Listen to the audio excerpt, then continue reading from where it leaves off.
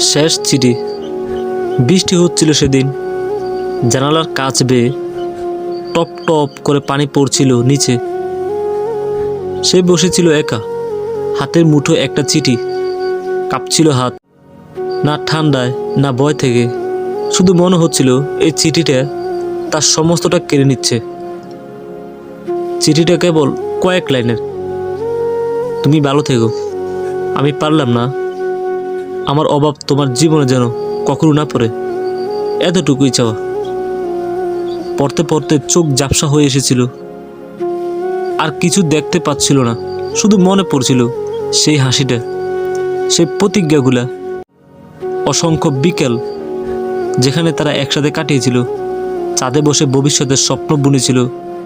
কিন্তু সব কিছু শেষ হয়ে গেল এই কাগজের পাতায়, শেষ চিঠিতে।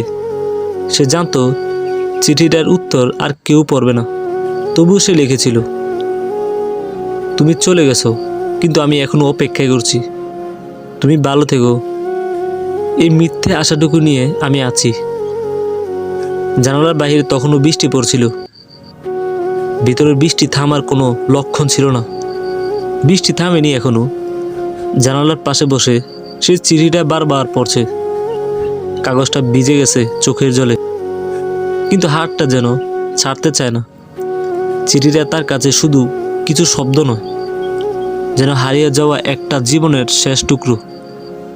তার মনে পড়ে প্রথম দেখা, সেই অপলক চাহনি, বুকের ভেতর অকারণ দুঃখ পুকানি। কত সহজে যেন দুজন দুজনের হয়ে গিয়েছিল। না ছিল কোনো আড়াল, না ছিল কোনো প্রশ্ন। তারপর সময় এলো, দূরত্ব এলো, জীবন এলো তাদের মাঝে কঠিন বাস্তবতা নিয়ে। সে চেষ্টা করেছিল আঁকড়ে দেওয়াতে। প্রতিটি ফোন কল, প্রতিটি বার্তা, প্রত্যেকটা ছিল একটি করে প্রার্থনার মতো। কিন্তু কিছু সম্পর্ক বাঁচাতে শুধু ভালোবাসা যথেষ্ট নয়। শেষবার দেখা হয়েছিল এক শীতের সকালে। কথাবার্তা কম, চোখে অনিশ্চয়তা।